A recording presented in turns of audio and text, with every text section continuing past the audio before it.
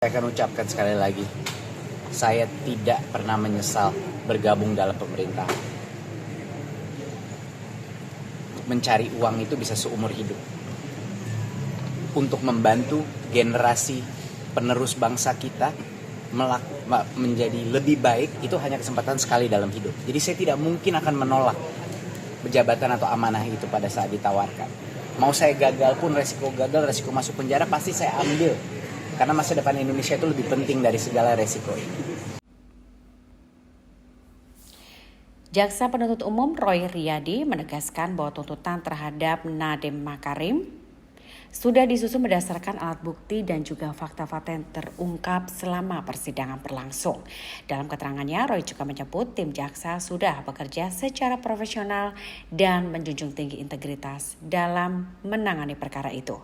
Dan menurutnya, setiap tuntutan yang diajukan bukan hanya dipertanggungjawabkan di hadapan hukum dan masyarakat, tetapi juga di hadapan Tuhan.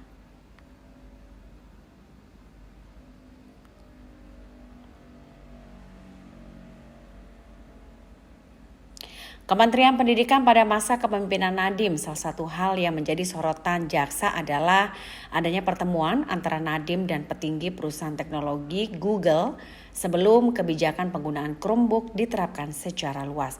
Menurut jaksa, rangkaian fakta itu tidak bisa dilepaskan dari investasi besar Google ke PT AKAB atau Gojek, perusahaan yang diketahui pernah memiliki keterkaitan dengan Nadiem Makarim sebagai pemegang saham.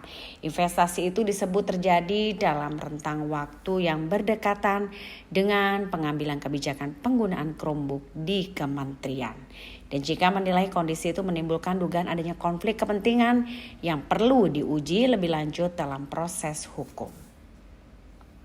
Kami, teman-teman saya, dalam melaksanakan tugas ini berdasarkan profesional, berdasarkan tugas kami, dan kami juga tahu akan dimintai pertanggungjawaban beliau yang akan.